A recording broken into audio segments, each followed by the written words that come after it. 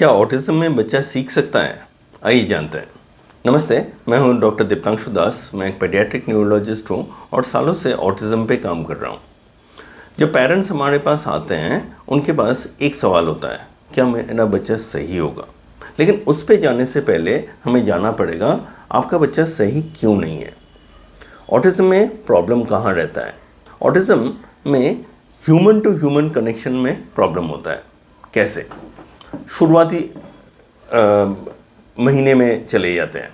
जब बच्चा मान लेते हैं 2 महीना का है या उससे भी कम, बच्चा माँ की तरफ देखता है, माँ मुस्कुराती है और बच्चा वापस मुस्कुराता है। तो ये सोशलाइजेशन का फर्स्ट स्टेप है।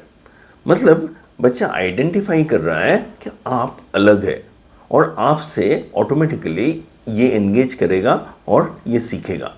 लेकिन अगर ये सही तरह से ये नहीं कर पाता है तो बच्चा आपसे नहीं सीखेगा। नॉर्मली एक बच्चा कैसे सीखता है? नॉर्मल एक बच्चे के लिए हम लोग एक टर्म यूज़ करते हैं जिसे कहते हैं मंकी सी मंकी डू। मतलब जो बच्चा देखता है वो बच्चा करता है, वो बच्चा सीखता है। तो अगर बच्चा वैसा देखता है, फर्स्ट तो आपसे कनेक्ट होना है, लेकिन ये कनेक्शन ही नहीं हो, बच्चा पिकअप ही नहीं करेगा। और ऑटिज्म में ये प्रॉब्लम होता है, बच्चा पिकअप नहीं करता है। क्या ये वाकई पिकअप नहीं कर सकता है? बिल्कुल कर सकता है। तो यहाँ 2 एस्पेक्ट्स आ जाते हैं। ये जो मैं आपको समझाया मंकी सी मंकी डू, इसे इंसिडेंटल लर्निंग कहते हैं। इंसिडेंटल लर्निंग क्या है? जहाँ हम लोग ऐसे ही सीख जाते हैं, अलग कोई एफर्ट ज़रूरत नहीं होता है। इसके अलावा और एक एफर्टफुल लर्निंग होता है, उसको कहता है एक्वायर्ड लर्निंग। मतलब जो हम लोग सिखाते हैं और बच्चा सीखता है। अगर हम लोग बच्चे को सिखाते हैं वो सीख सकता है और इंसिडेंटल लर्निंग से भी सीख सकता है, लेकिन कैसे हम लोग डिस्कस करेंगे।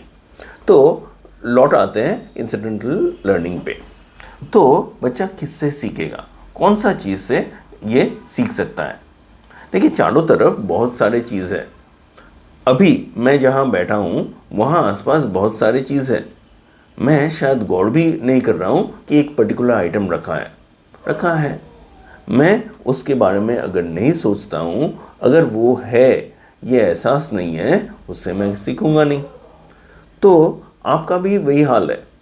अगर आप देखते हैं कि बच्चा नहीं सीख रहा है, उसका मेन रीज़न है बच्चा कनेक्ट नहीं कर पा रहा है। लेकिन बच्चा कुछ चीज़ से तो कनेक्ट कर रहा है। हो सकता है कोई एक पर्टिकुलर ऑब्जेक्ट इसे पसंद है, उससे ये खेल रहा है। अब अगर आप वो ऑब्जेक्ट को लेके इसके साथ एंगेज करते हैं और उसको एसोसिएट करके खेलते हैं, तो बच्चा आपके साथ भी एंगेज करेगा। एंगेजमेंट का और कई टेक्निक्स है जिसके लिए हमें डिटेल्स में जाना पड़ेगा, जो ये वीडियो का स्कोप में नहीं आएगा। लेकिन अगर सही तरह से आप एंगेज कर पाते हैं, बच्चा आपके साथ कनेक्ट करेगा। उसके लिए आपको उसके दुनिया में जाना पड़ेगा जो हम लोग जानते नहीं हैं, सीखते नहीं हैं और इसीलिए कर नहीं पाते हैं। गलती हमारा है कि हम उसे सही जगह सपोर्ट नहीं दे पा रहे हैं। अगर सही जगह पे सपोर्ट देंगे, ये बच्चा सीख पाएगा। ये जिस लेवल पे भी होना क्यों, ये सीख पाएगा। और सीखने का हर जरिया इसके पास ओपन है। सिर्फ फर्स्ट स्टेप ब्लॉक्ड है। तो फर्स्ट स्टेप अगर ओपन करेंगे, नेक्स्ट स्टेप ओपन हो जाएगा। अब नेक्स्ट स्टेप में भी अगर कहीं प्रॉब्लम है, उस पर काम करना पड़ेगा। फिर नेक्स्ट, फिर नेक्स्ट, फिर नेक्स्ट, बच्चा आगे बढ़ पाएगा। तो ऐसा नहीं है कि आपका बच्चा सीख नहीं सकता है। कोई अगर ये बोल रहा है, गलत बोल रहा है। लेकिन ऐसा भी नहीं है कि ये थेरेपी सेंटर में जाके सीख पाएगा।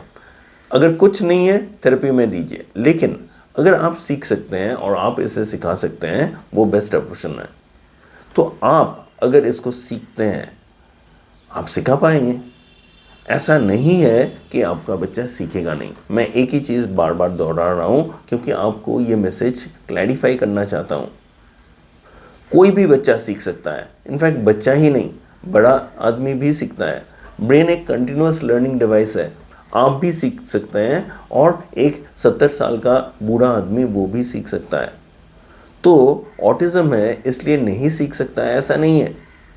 लेकिन हम लोग प्रायोरिटाइज करने में गलती कर देते हैं, और जैसे ही ये गलती होता है सही चीज़ के साथ कनेक्ट नहीं होता है। हम लोग बहुत सारी चीज़ करने का कोशिश करते हैं, लेकिन एक्चुअल जहाँ फंसा हुआ है वो एड्रेस नहीं करते हैं और बच्चा सीखता नहीं है। तो वहाँ बहुत सारा चीज़ करना ये मेन नहीं है, उसको कहाँ सपोर्ट ज़रूरत है वो पर्टिकुलर चीज़ आइडेंटिफाई करना और उसे वहाँ सपोर्ट देना। तो ये समझ लीजिए कि बच्चा सीख सकता है। नाउ यहाँ नेक्स्ट पार्ट आ जाता है, तो अगर सीख सकता है यहाँ प्रोसेस करके रिटेन कर सकता है। अब यहाँ दूसरा फैक्टर आ जाता है, कॉग्निटिव डेवलपमेंट। ऑटिज्म में यूजुअली कॉग्निटिव डेवलपमेंट या बुद्धि का विकास अफेक्टेड नहीं होता है, लेकिन इसके साथ कभी कभार इंटेलेक्चुअल डिसेबिलिटी भी अफेक्टेड रहता है, जहाँ इसको सीखने में तकलीफ रहता है।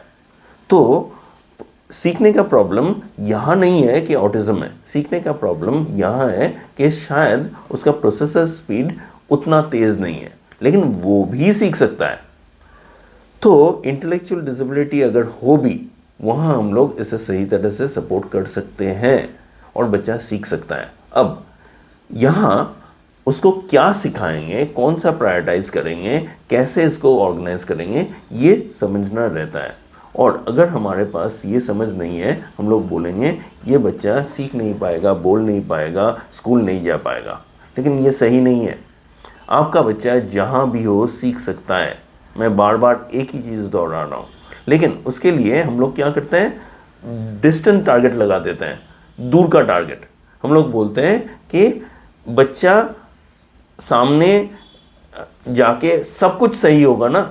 अरे सब कुछ बाद में, आप फर्स्ट स्टेप तो लीजिए, उसके बाद जहाँ फंसेगा उसको क्लियर कर देंगे, नेक्स्ट स्टेप में जाएगा। तो इस तरह से होता है। तो दूर का भी सोचेंगे, ग्रेट, लेकिन सामने का पहले सोचिए कि कैसे आप इसको बेसिक जो सिखाना है सिखा सकते हैं, कैसे ये आपके चारों तरफ जो एनवायरनमेंट है वहाँ से सिग्नल्स ले पाए, उसके साथ एसोसिएट कर पाए।